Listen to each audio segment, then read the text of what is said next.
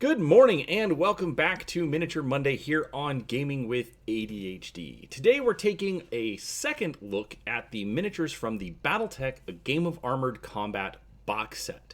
Now in part one we took a look at 4 of the mechs, and in this video we're going to take a look at the other 4. I decided to split it up into 2 videos so that y'all don't have to listen to me ramble on for an hour looking at old art.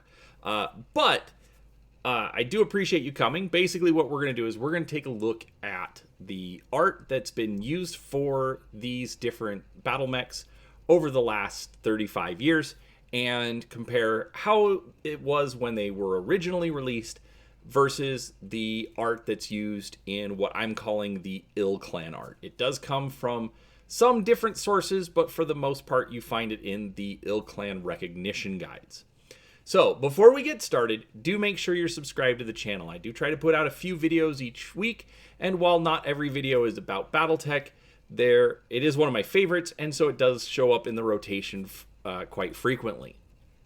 But also, I do have a Facebook page for Gaming with ADHD that'll be linked down in the description, and go ahead and give that a follow.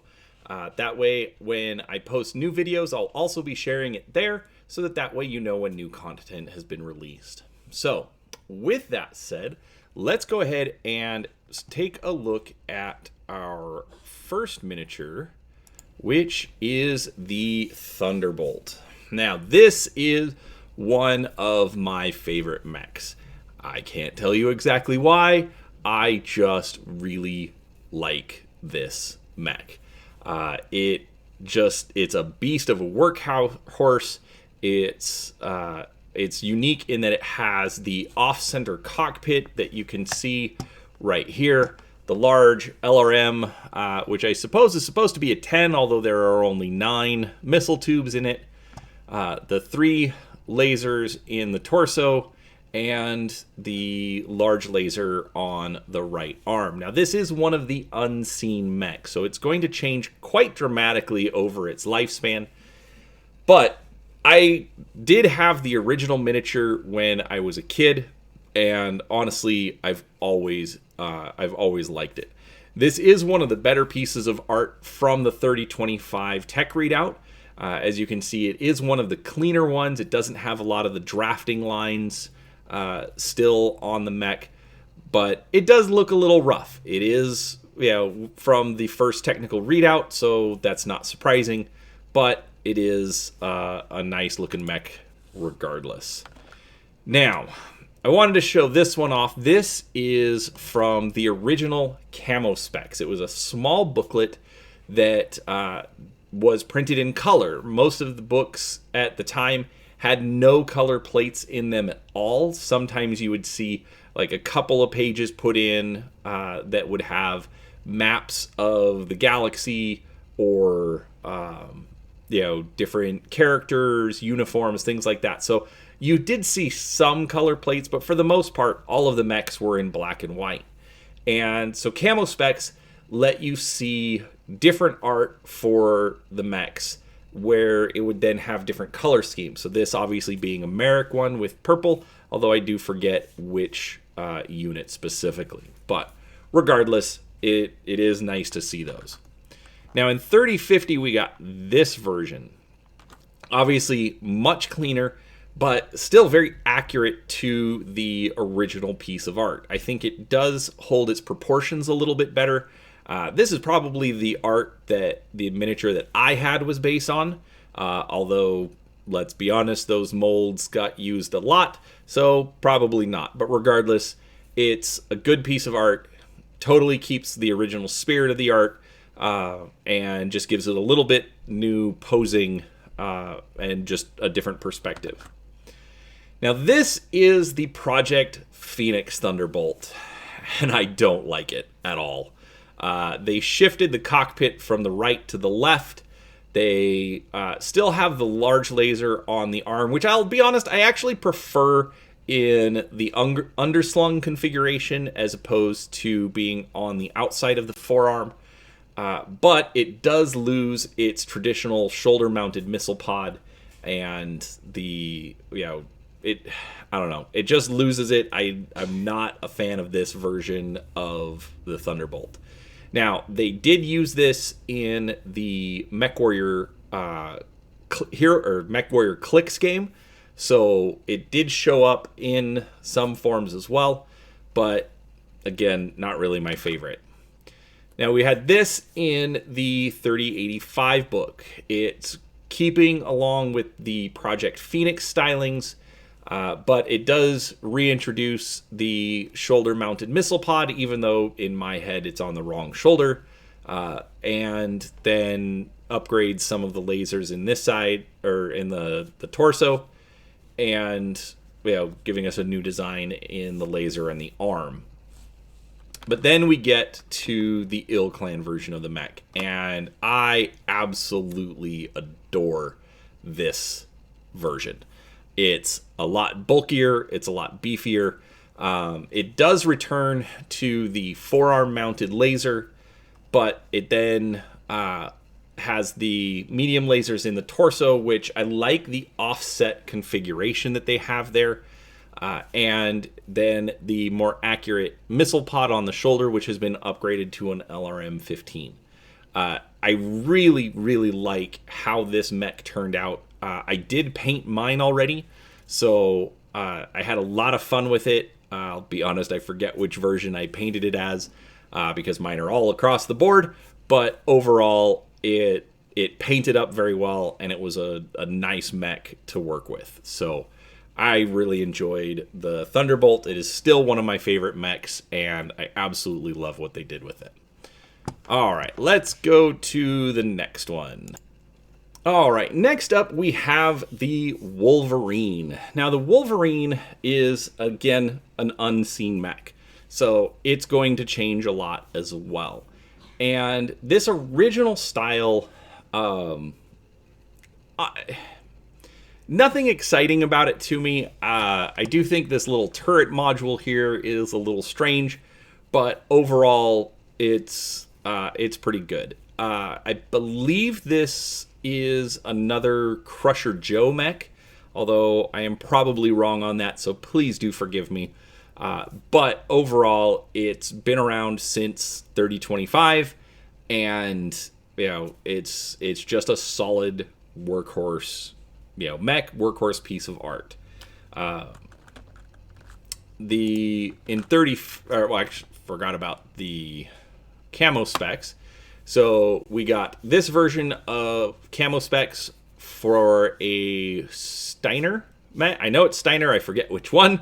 I'm doing really bad at this today, but I like the way that it looks. The blue with the white arm and half torso, but regardless, it looks good.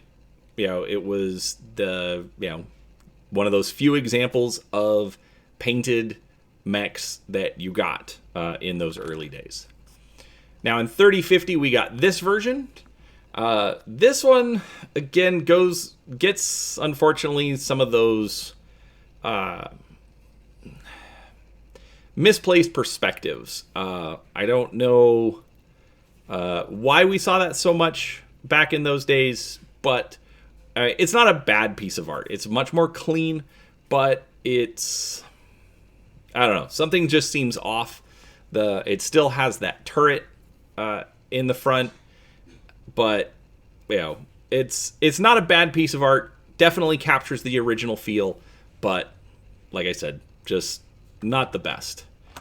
And then we go to Project Phoenix, everybody's favorite. Now, this one, I am not entirely sure what's going on. We've got two SRM-6s on the shoulders, whereas originally there was just the one. It's moved from a handheld laser to a forearm-mounted laser.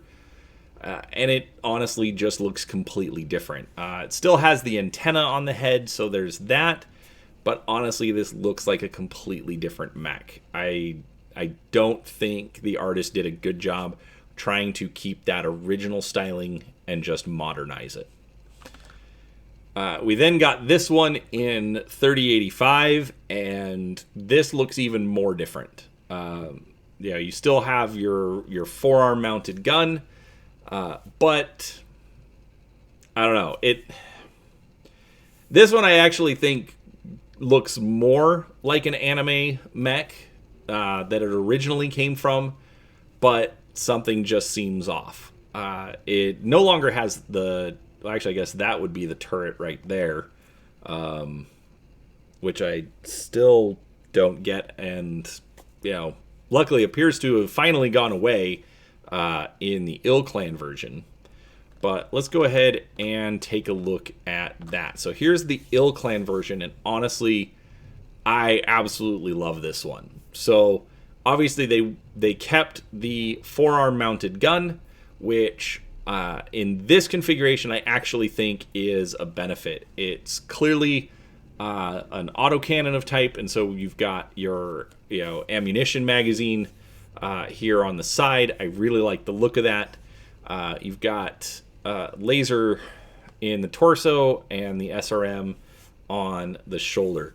This, I think, goes back to that original design, captures the essence of what it was trying to do, but gives it a much better, much more modern look, and I really, really like what they did here. So overall, very happy with the Wolverine design.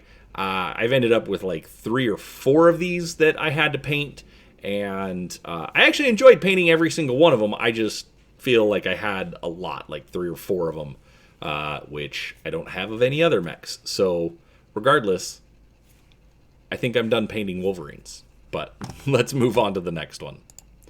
All right, now next up we have the Awesome. Now this is just a beast that has been around forever, mounting 3 PPCs and a large laser, I believe. This thing is an energy hog with nowhere near enough heat sinks, but it is just an absolute beast, and it's going to take a pounding. The distinctive fins, I'm going to call them, even though I know that's not necessarily it, on the shoulders, I like. It gives it a very distinctive look. Like if you see those large flat shoulder plates, you're looking at an Awesome. Now this art seems a little off because you've got these ball joints with a very thin connection to hold the rest of the arm in place, with this air gap between the shield and the joint itself. But overall, it's not bad. It is, again, one of the cleaner 30-25 pieces of art, and just fun to look at.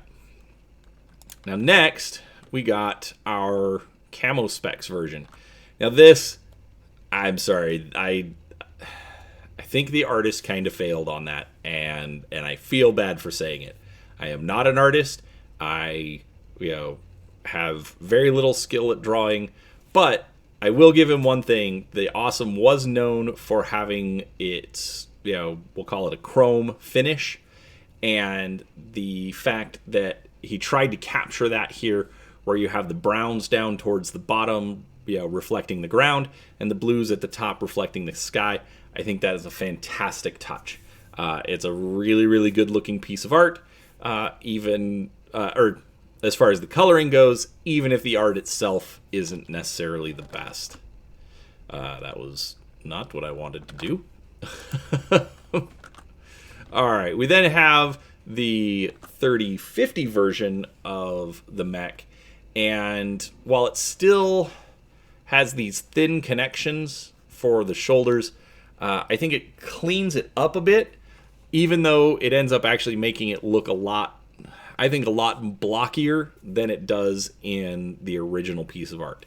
Yes, it's an Awesome. Yes, I know it's blocky anyways, but it just kind of loses some of its definition here. All right, we then have a Brent Evans piece of art, which you can tell because lots of checkerboards and heavy delineation between black and white there, but some extra shading.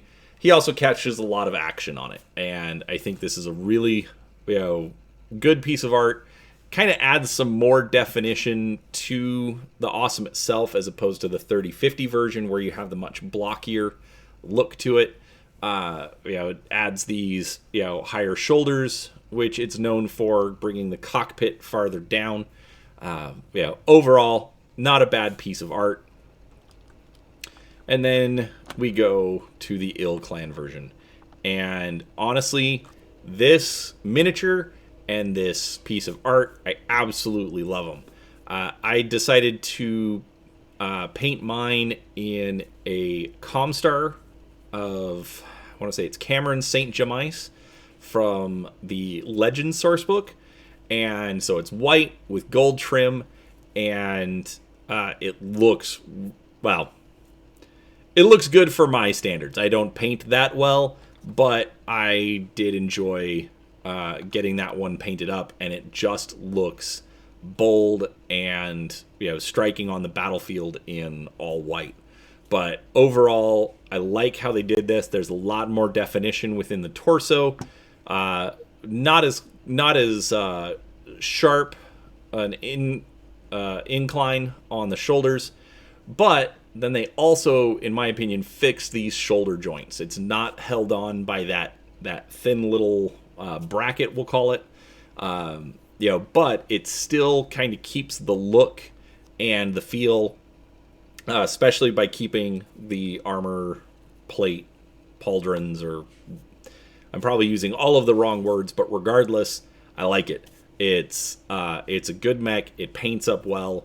There are a lot of armor plates on this one, but overall, it's still fun to work with. So I really, really did like the Awesome. All right. Now, we've got one final mech, and that mech is the Battlemaster. Now, the Battlemaster is another unseen mech, but it is also just one of those iconics. Now, the original Battlemaster, as you can see here, has this large, almost fighter plane looking cockpit to it, distinguishing antenna sticking out of the top, handheld PPC, although in this case it's in the left hand as opposed to the right, as we see on the miniature. But overall, this is the original Battlemaster. This is the one that always sticks in my head. The art's a little squat, a little blocky. Definitely not the best out of the original 3025 mechs. The legs seem much longer than they should be, and the head seems sort of compressed into the torso, so it seems a little off. But it's not a horrible piece of art. There is definitely worse out there. We then got this from Camo Specs, which I don't know which unit this is from, but I actually really, really like I'm going to call it the Stormtrooper look with the black and white paint. It looks literally out of Star Wars, and I've been doing some other things with Star Wars on the channel, and so seeing this is actually kind of fun. I like what they did with this one, and the art is decent as well. We then get this version from 3050. It does move the PPC to the right hand. Keeps the rest of the weapon systems as they are. But the head actually looks a bit better defined and no longer, squished into the torso. Although with that giant glass cockpit, I'm not sure why you would want to have that so far, above where you're going to get shot at. Yes, I realize it's all fiction and it's a game, but it doesn't seem very safe. Now, this is the Project Phoenix version. It's not the worst, but it definitely has its problems. I think these were just an interesting design choice. I don't necessarily hate them, but they kind of throw it off. I think they actually did keep better to this mech over many of the others in the Project Phoenix, art style. But I don't know. The feet just throw me off, and and just, I don't know, they just don't feel right, you know. This was another one that was translated into the MechWarrior Clicks game, and so there are quite a few of this version out there. Like I said, it's not my favorite, but it's definitely not the worst either. We then got this one in 3085. The art itself, I'm not so sure about. It kind of has this hunchback look to it. Not quite sure what's going on. In my opinion, if the mech is just walking, it's, because it doesn't look like it's under attack, it would be, standing upright. But in this one, you can clearly see the rear-mounted laser, so it does have that going for it. And then we get to this one in the Ill Clan era. Now this, I think, is the perfect representation of the Battlemaster. It's, again, with all of the quality of the Ill Clan era art, and the fact that it very much harkens back to the original art that we saw in 3025, but more as it should have looked is what I'll say. I like what they did. It's a great piece of art, and it's turned into a fantastic miniature that, in this case, captures the pose of the art perfectly. It is one of those classic mechs. I'm happy to have this one painted up as Hans Davian's personal Battlemaster, and I think it came out pretty well, although the lines aren't that straight, but that's a whole separate issue. But overall, great job on this art. So that is the last of the mechs from A Game of Armored Combat. I hope you did enjoy the video. If you did, please let us know by giving it a thumbs up. Which of these is your favorite? Which mechs do you remember from when you started playing Battletech? Or which are you finally seeing for the first time? But regardless, I hope you enjoyed the video. And like I said, make sure that you're subscribed. Follow us on our Facebook page. And we'll talk to you next time. Thanks for watching.